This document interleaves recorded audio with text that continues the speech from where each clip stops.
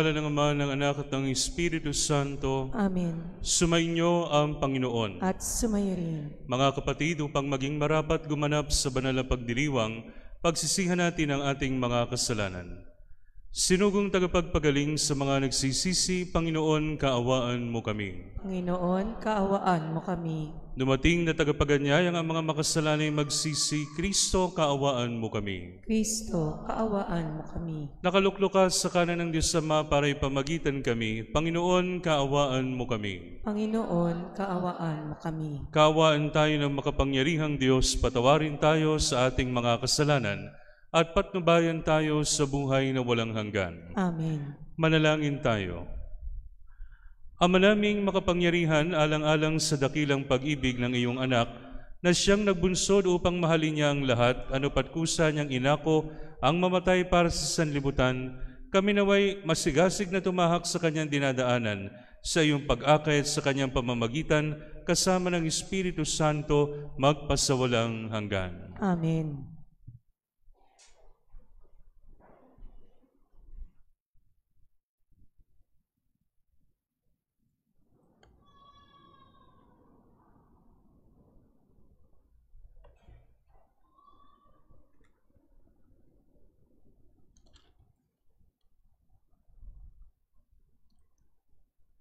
Ang salita ng Diyos mula sa aklat ni Propeta Isaías. Ito ang sinasabi ng Panginoon, na siyang gumawa ng landas upang may maraanan sa gitna ng dagat. Sa kapangyarihan niya ay kanyang nilupig ang malaking hukbo. Nilipol niya ang kanilang mga kabayo at ang mga karwahe winasak.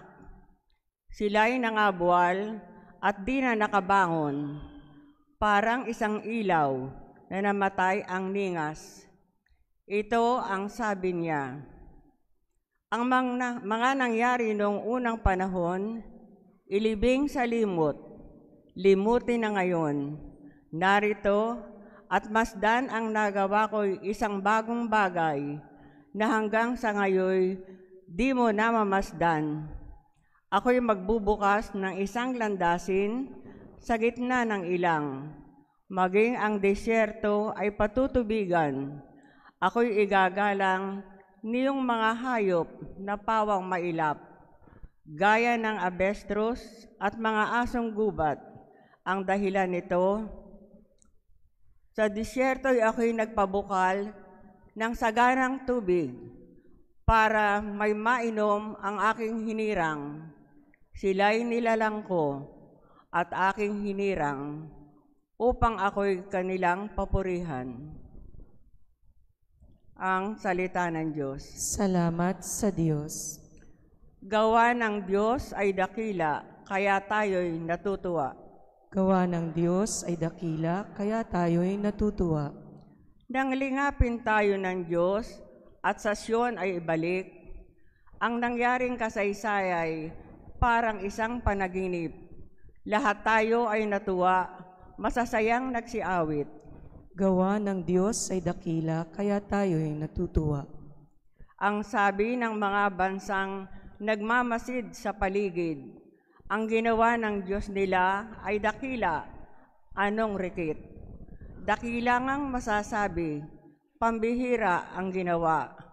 Kaya naman kami ngayon, kagalakay di kawasa. Gawa ng Diyos ay dakila, kaya tayo'y natutuwa.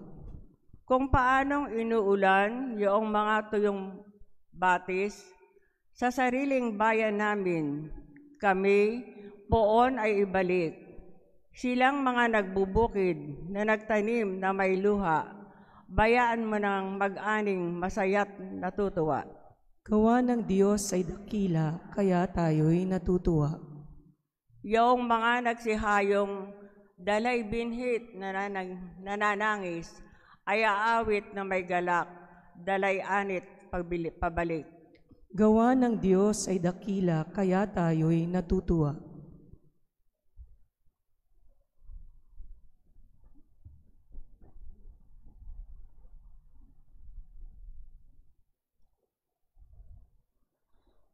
Ang salita ng Diyos Mula sa sulat ni Apostol San Pablo sa mga taga-Pilipos. Mga kapatid, inari kong kalugihan ang lahat ng bagay bilang kapalit na lalong mahalaga ang pagkakakilala kay Kristo Jesus ng aking Panginoon. Ang lahat ng bagay ay pinalagay kong walang kabuluhan, makamtam ko lamang si Kristo at lubos na makiisa sa Kanya. Hindi ko nahangad na maging matuwid sa pamamagitan ng kautusan, kundi sa pananalig kay Kristo. Ang pagiging matuwid ko ngayon ay kaloob ng Diyos batay sa pananampalataya. Ang tanging hangarin ko ngayon ay lubusang makilala si Kristo at maranasan ang kapangyarihan ng Kanyang pagkabuhay na mag-uli. Makihati sa Kanyang hirap at matulad sa Kanya, pati sa Kanyang kamatayan, sa pag-asang ako'y may muling bubuhayin. Hindi sa makamtam ko na ang mga bagay na ito, hindi rin sa ako'y ganap na, ngunit sinisikap kong maisakatuparan ang layunin ni Kristo Jesus. Nang tawagin niya ako, mga kapatid, hindi ko pinalalagay na matupad ko na mga bagay na ito. Ang ginagawa ko ngayon, nililimot ang nakaraan at sinisikap na makamtan ang mga hinaharap. Nagpapatuloy na nga ako tungo sa hangganan upang kamtan ng gantimpala sa pagkatawag sa akin ng Diyos sa pamamagitan ni Kristo Jesus, ang buhay na hahantong sa langit. Ang salita ng Diyos. Salamat sa Diyos.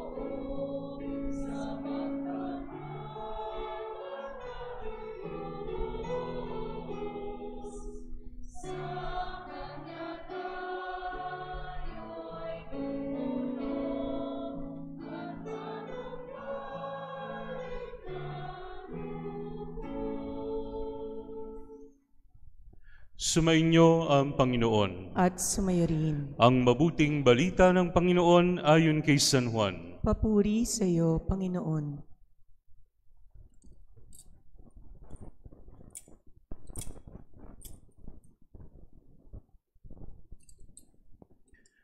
Noong panahong iyon, si Jesus ay pumunta sa bundok ng mga Olibo.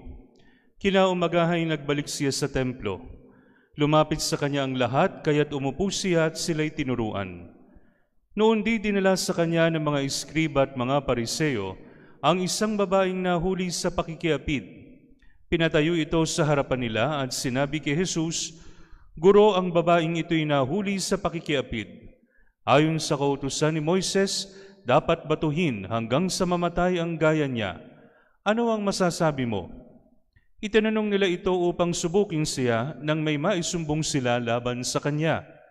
Ngunit yumuko si Jesus at sumulat sa lupa sa pamamagitan ng daliri. Ayaw nilang tigilan ng katatanong si Jesus, kaya't siya'y tiningnan niya at sinabi ang ganito, "Sino man sa inyo na walang kasalanan ay siyang maunang bumato sa kanya." At muli siyang yumuko at sumulat sa lupa. Nang marinig nila ito, sila'y isa-isang umalis simula sa pinakamatanda. Walang naiwan kundi si Jesus at ang babaeng naroon pa rin sa harapan niya. Tiningnan siya ni Jesus at tinanong, "Nasaan sila? Wala bang nagparusa sa iyo?" "Wala po, Ginoo," sagot ng babae. Sinabi ni Jesus, "Hindi rin kita parurusahan. Humayo ka at huwag nang magkasala." Ang mabuting balita ng Panginoon. Pinupuri ka namin, Panginoong Hesukristo. Sa ngalan ng Ama, ng Anak, at ng Espiritu Santo. Amen. Mga kapatid, may isang patibong na naman na inihain sa ating Panginoon ang kanyang mga kalaban. Merong babaeng nahuling nakikiapid at ang tanong ng mga Pariseo, anong gagawin sa kanya? Babatuhin ba o hindi? Kapag ka sinabi niyang batuhin, ang pwedeng isumbong ng mga Pariseo kay Jesus ay naghahatol siya ng death penalty. Sapagkat nung panahon ng ating Panginoon, nasakop sila ng mga Romano, ang mga Romans lang ang merong kakayahang magbigay ng death penalty. At kapag ka ginawa mo yan, huhulihin ka. So yun po ang paratang niya sa kanya. Yung pwedeng gawin ng mga Pariseo kay Jesus. Pero pag sinabi naman niyang hindi, ibig sabihin, nilalabag niya si Moises. Ibig sabihin, hindi niya ina-uphold ang turo ng Torah, yung unang 5 aklat ng Biblia, at siya po ay magko-commit ng heresy. So, saan siya pupunta? Parang kahit saan siya magpunta, batuin man o hindi, may kapupuntahan siya. It's either huhulihin siya o kamumuhian siya ng mga tao. Pero mga kapatid, hindi masusukat ang karunungan ng Diyos. Ano ang sabi ni Jesus? Sino man sa inyo na walang kasalanan ang siyang maunang bumato. Diba? Parang humulagpos siya doon sa bitag na magkabila na yan. Alam mo yung palos, yung madulas? Walang nagawa Walang nagawa yung kanyang mga kalaban sa kanya. At mga kapatid, ito po yun pong pinapaalala sa atin ng first reading. Sa atin pong first reading, narinig po natin, sinabi doon sa pagbasa na ang Diyos ay gagawa ng landas sa ilang. Yung walang daan, gagawa niya ng daan. Yung mga Israelita nga pinatawid niya sa dagat, ginawa niyang tuyo yung dagat para makatakas yung kanyang bayan sa mga umuusig sa kanila. At gayon din ang ginawa ni Jesus dito sa babaeng ito. Sa magkabilang panig, mapapahamak si Jesus at kahit anong gawin ni Jesus, yung babae mapaparusahan pa rin. Pero ibang magsalita ang Diyos at iba siyang kumilos. Kaya isa-isa umalis itong mga Pariseo simula sa pinakamatanda. At ang sabi ng ating Panginoon dito sa babae, wala bang nagparusa sa iyo? Ang sagot ng babae, wala po. Ang sabi ni Jesus, hindi rin kita parurusahan, humayo ka at huwag nang magkasala. Mga kapatid, kinakailangan nating ipaliwanag ang salita ni ito na Jesus. Wala bang nagparusa sa iyo? Wala po.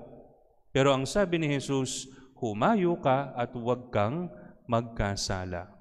Hindi ibig sabihin na hindi pinansin ni Jesus yung kasalanan ng babae. Pansin na pansin. Kaya nga siya nandun Alam niyo po ba mga kapatid, sinasabi ng mga nag-aaral sa Biblia na marahil itong babaeng nahuli na ito ay hubad. Kasi sa batas sa mga Hudyo, hindi ka pwedeng isakdal kung hindi ka nahuli in the act of committing adultery. So malamang hinila itong babaeng ito nang walang damit, nakatayo doon, hubad na hubad. Nagkasala siya. Pero ang Panginoon, let's forget the past. Pero iwan mo lahat ng ginawa mong yon. At huwag ka nang gagawa uli ng mali. Mga kapatid, ito po yung sinasabi ng pari pagkatapos ng kumpisal. Go and sin no more. Humayo ka na at huwag magkasala. Mga kapatid, maraming mga tao ang nagpipresuppose na yung ginawa nito ni Jesus ay pangungunsinti doon sa kasalanan ng babae. Hindi po ba mga kapatid, meron po tayong naririnig na laging kataga na only God can judge me. Sino sinabi ni Vice Ganda? Ano ba yung sabi ni Vice Ganda? Who am I to judge? Who am I to judge? Mga kapatid, lahat tayo merong kakayahang humatol. At dapat tayong humatol. Pero wait, there's more. Hindi ka lang basta hahatol. Merong kasama yan. Sa atin pong ebanghelyo, narinig natin na si Jesus ay yumuko at sumulat sa lupa. Hindi ba kayo nag-iisip? Ano kaya sinusulat niya? Di ba? Habang kinakausap siya, hindi niya pinapansin. Ang dami-dami na daw nagtatanong sa kanya. Hindi siya tinigilan. Pero ang ginagawa niya, nagsusulat siya sa lupa. Isa pong paliwanag ng mga nag-aaral sa Biblia, marahil, ang sinusulat ni Jesus ay ang mga pangalan ng mga taong nakapaligid sa Kanya. Sapagkat ito naman lagi yung mga sumusunod. Alam ni Jesus kung sino itong mga to. At yung kanyang pagsusulat sa lupa ay hango sa aklat ni Propeta Isaías, ay hango sa aklat ni Propeta Jeremias. Ang sabi ni Propeta Jeremias, ang mga nakalimot sa Diyos, isusulat ang pangalan sa lupa. So, sinusulat niyang ganon. Pas nakayuko siya. Ibig sabihin, itong mga taong ito, may kasalanan din lahat yan. Kaya nga, ang tanong niya, ang sabi niya doon sa mga tao, sino man sa inyo ang walang kasalanan, ang siyang maunang bumato. At isa-isa siyang iniwan, isa-isang umalis at nauuna yung pinakamatanda. Ano po mga kapatid ang significance nitong pagyuko ni Jesus na ito at pagsusulat sa lupa? Sa New Testament mga kapatid, 2 beses lang yumuko si Jesus. 2 lang na nabanggit sa mga ebanghelyo. Yung una, ito. Nung yumuko siya para magsulat sa lupa at aluin itong babaeng nahuli sa pakikiapid. And the second time na siya yumuko, yung naghugas siya ng paa ng mga alagad. Every time we show compassion after telling the person that you have sinned, it is an act of service. Pinaglilingkuran mo ang iyong kapatid kapag sinasabi mo sa kanya kung anong mali niya. Pero hindi natatapos doon mga kapatid. Kasi matapos mong sabihin yung mali ng iyong kapatid, kinakailangan mo ring tingnan ang iyong sarili. Kasi hindi pwedeng wala kang kasalanan. Dito po sa ating binasang episode ng Ebanghelyo, si Jesus lang ang walang kasalanan. Yung mga taong, yung mga Pariseo, yung mga eskriba, yung babaeng nahuli sa pakikiabid, at lahat ng mga nanonood sa kanila, everyone makasalanan. Si Jesus lang ang hindi. So, bilang mga Kristiyano, mga kapatid, meron tayong tungkulin na paalalahanan ng ating kapwa sa kanilang mga pagkukulang. Pero, after that, we should be humble enough to acknowledge our own sinfulness at yung sarili nating mga kukulangan. Kasi hindi pwedeng lagi tayong nagtatama, wala tayong kasalanan. Hindi yun. May kasalanan pa rin tayo. Kahit anong sabihin natin, meron at meron pa rin. And we should acknowledge that. After addressing the concern of our brothers and sisters, or after addressing the sins of our brothers and sisters and pointing them out and encouraging them to change. Matapos mong sabihin ito at hikayatin silang magbago, ikaw mismo dapat maging mapagkumbaba ka, yumuko ka sa iyong sarili. At aminin mo na ikaw marami ring kapalpakan at marami ring pagkukulang. At lahat tayo ay ganyan. No one is exempted. Lahat tayo ay mayroong pagkukulang. Kaya po mga kapatid, ang sabi ni St. Paul sa kanyang mga sulat, bukod sa pananalangin sa bawat isa, mag-akayan kayo, bawat isa akayin niyo papunta sa Panginoon. Sapagkat lahat tayo ay nagkulang sa kanyang biyaya. Kaya nga po mga kapatid, ito po ang huling mensahe ng atin pong ebanghelyo bago tayo pumasok sa tinatawag na passion tide, yung pagpapakasakit ng ating Panginoon. Nagdadanasin niya ito dahil lahat tayo ay nagkulang sa kanyang biyaya, nagkulang sa pagmamahal sa kanya, at nagkasala. Gising pa ba kayo? Gising pa. Oo. So, mga kapatid, sana po tangayin po natin itong aral na ito. Ang aral na ito ng Ebanghelyo. Wala pong walang kasalanan sa atin, but to a greater and lesser degree, nagkasala tayong lahat at kinakailangan natin ang pagtatama. Hindi tayo magko-condemn, pero kinakailangang iwan nung mga taong namumuhay sa kasalanan ang kanilang ginagawa. Kung hindi, sila po ay mapapahamak. At ayaw ng Panginoon na mapahamak ang kahit sino. Sa ngalan ng Ama, ng Anak, at ng Espiritu Santo. Amen. Pahayag natin ang ating pananampalataya.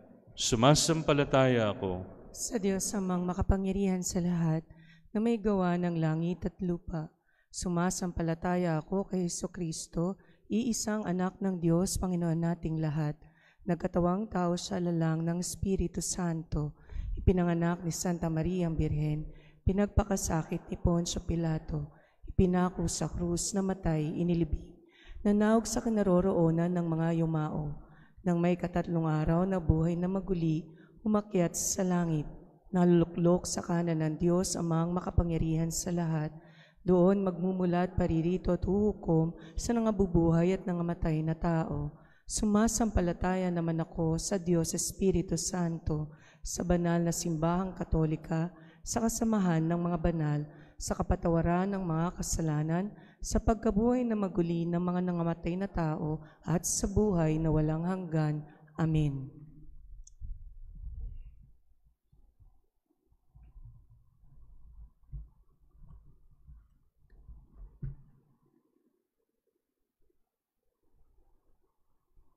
Sa bawat panalangin po ang ating itutugon, Panginoon, kami iyong kaawaan. Panginoon, kami iyong kaawa.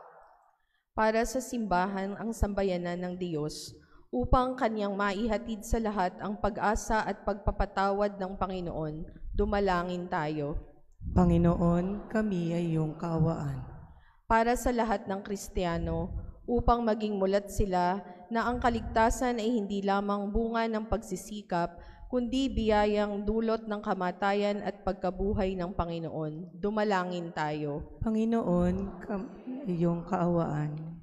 Para sa mga pinuno ng bansa at mga naghahangad mahalal, mga taga-ugit ng batas at tagapagpatupad nito, upang maging tagapagtanggol sila ng karapatang pantao, dumalangin tayo. Panginoon, kami ay iyong kaawaan.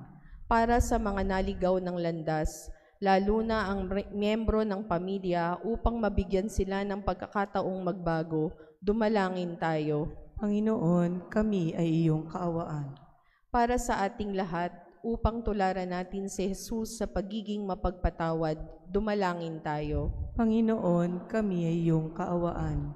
Para sa mga yumao nating kapatid, upang makamit nila ang pagpapatawad ng Diyos, dumalangin tayo. Panginoon, kami ay iyong kaawaan. Hinihiling namin ito sa pamamagitan ni Kristong aming Panginoon magpasawalang hanggan. Amen.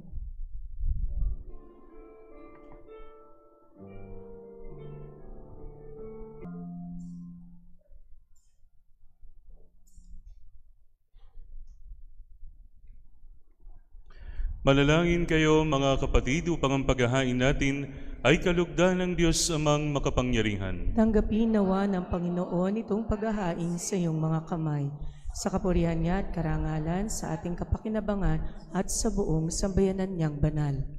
Ama naming lumikha, kami dumadalangin ang mga pinagpasaloob mo ng mga nilalaman ng pananampalatayang Kristiyano ay iyong gawing dalisay pakundangan sa ipinagdiriwang na paghahain ito sa pamamagitan ni Jesucristo kasama ng Espiritu Santo magpasawalang hanggan. Amen. Sumainyo ang Panginoon. At sumayo rin. Itaas sa Diyos ang inyong puso at diwa. Tinaas na namin sa Panginoon. Pasalamatan natin ang Panginoong ating Diyos. Marapat na siya ay pasalamatan.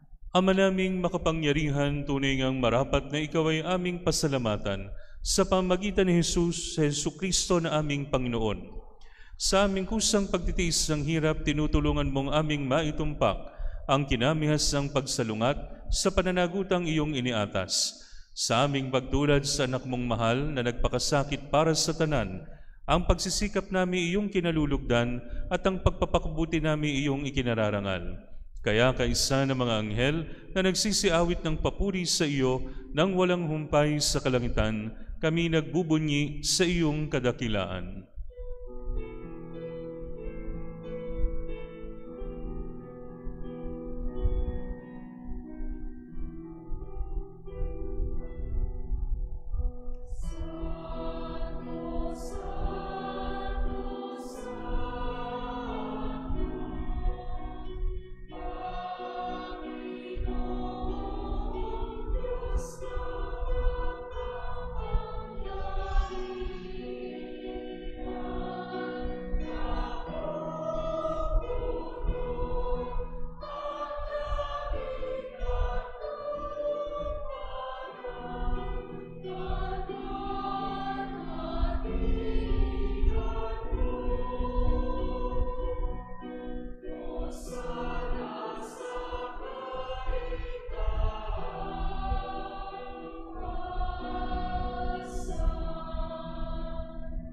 pinagpalang naparirito sa ngalan ng Panginoon. Hosana sa kaitaasan.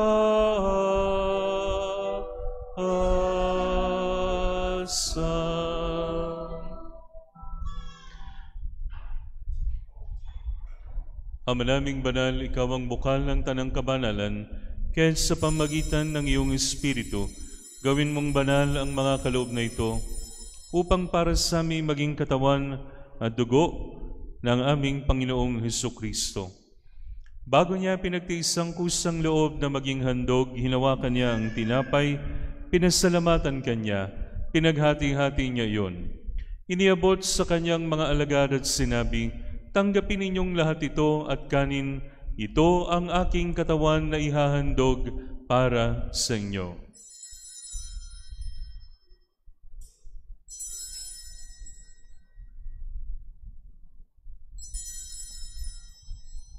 Gayun din naman nung matapos ang hapunan, hinawakan niya ang kalis, muli kanyang pinasalamatan. Iniabot niya ang kalis sa kanyang mga alagad at sinabi, "Tanggapin ninyong lahat ito at inumin. Ito ang kalis ng aking dugo ng bago at walang hanggang tipan. Ang aking dugo na ibubuhos para sa inyo at para sa lahat sa ikapagpapatawad ng mga kasalanan. Gawin ninyo ito sa pag-alala sa akin."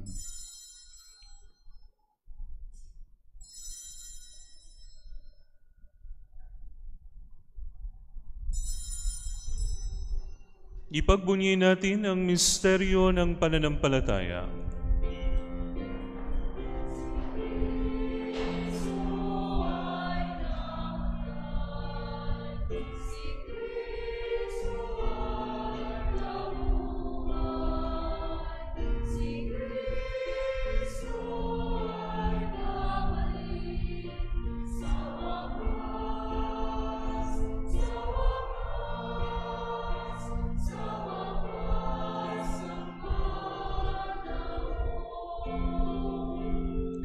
Ama, ginagawa namin ngayon ang pag-alala sa pagkamatay at muling pagkabuhay ng iyong anak.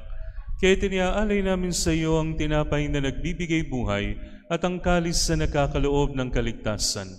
Kami nagpapasalamat dahil kami iyong minarapat na tumayo sa harap mo para maglingkod sa iyo. Isinasamo namin kaming magsasalo-salo sa katawan at dugo ni Kristo ay mabuklod sa pagkakaisa sa pamamagitan ng Espiritu Santo. Ama, lingapin mo ang iyong simbahang laganap sa buong daigdig. Puspusin mo kami sa pag-ibig kaysa ni Francisco na aming Papa, ni Dennis na aming Obispo at ng Tanang Kaparian. Alalahanin mo rin ang mga kapatid naming nahimlay nang may pag-asang sila'y muling mabubuhay, gayon din ang lahat ng mga pumanaw. Kaawaan mo sila at patuloyin sa iyong kaliwanagan. Kaawaan mo at paging dapatin kaming lahat na makasalo sa iyong buhay na walang wakas, kaysa ng mahal na Birheng Maria na Ina ng Diyos, kaysa ni San Jose, kaysa ng mga apostol at lahat ng mga banal na namuhay dito sa daigdig ng kalugod-lugod sa iyo. May pagdiwang naman namin ang pagpupuri sa ikararangal mo sa pamamagitan ng iyong anak na aming Panginoong Hesukristo. Sa pamamagitan ni Kristo, kasama niya at sa Kanya,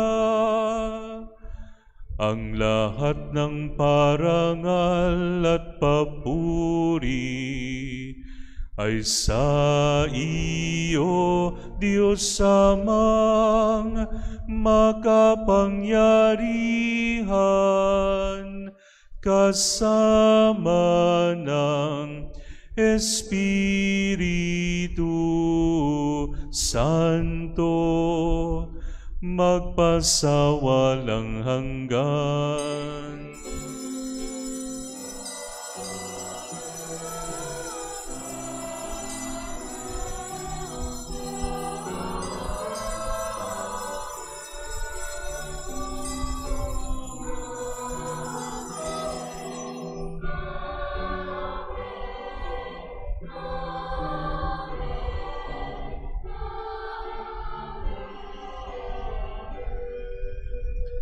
Sa tagubili ng mga nakagagaling na utos sa turo ni Jesus sa Panginoon natin at Diyos, ipahayag natin ng lakas loob.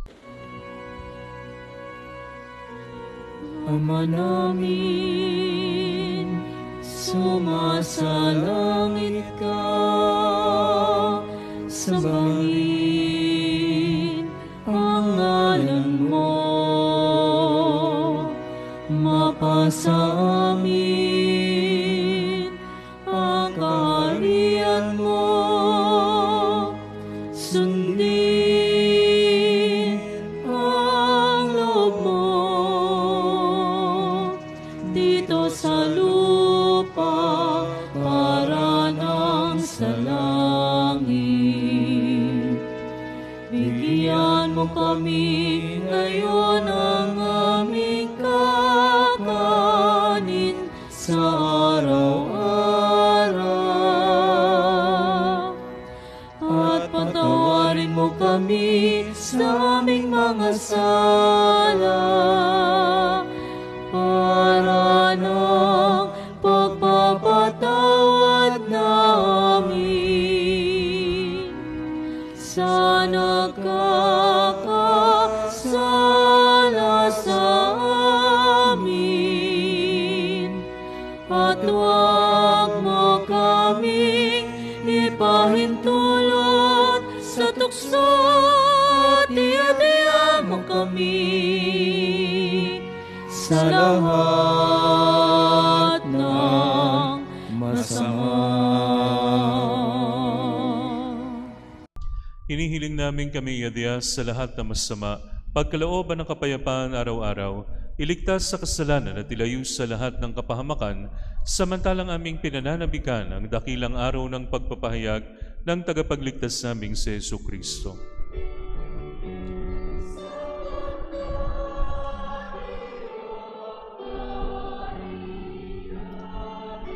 Kapangyarihan at kapurihan, ngayon at magpakailanman. Amen.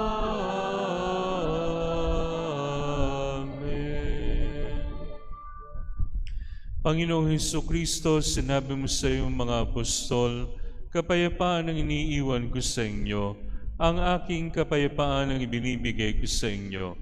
Tunghayan mo ang aming pananampalataya at huwag ang aming mga pagkakasala. Pagkalooban mo kami na kapayapaan at pagkakaisa ayon sa iyong kalooban, kasama ng Espiritu Santo, magpasawalang hanggan. Amen. Ang kapayapaan ng Panginoon ay laging sumainyo. At sumayo rin. Magbigayan kayo ng kapayapaan sa isa't isa.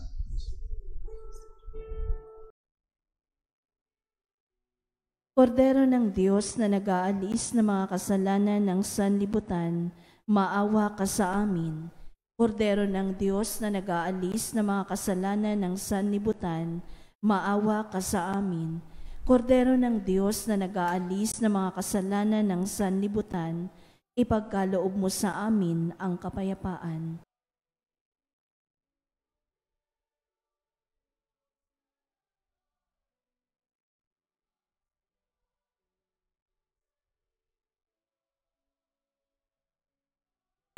Ito ang kordero ng Diyos, ito nag-aalis sa mga kasalanan ng sanlibutan.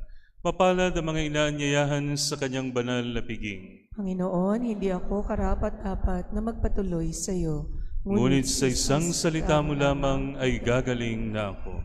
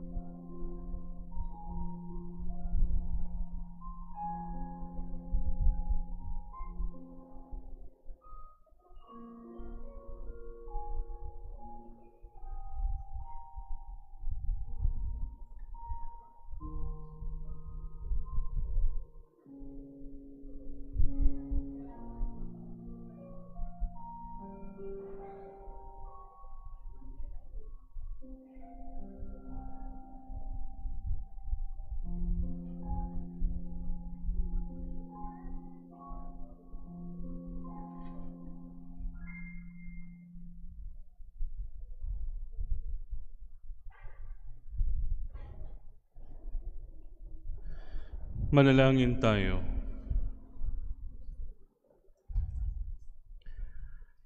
Ama naming mapagmahal, kaming nakikinabang sa katawan at dugo ng iyong anak, ay mapabilang nawang lagi sa mga kaanib niya na namamagitan kasama ng Espiritu Santo magpasawalang hanggan. Amen. Sumainyo ang Panginoon. At sumayirin. At pagpalain kayo ng makapangyarihang Diyos Ama, Anak at Espiritu Santo. Amen. Naiyalay ng banal na misa, humayo kayong taglay ang kapayapaan ni Kristo. Salamat sa Diyos.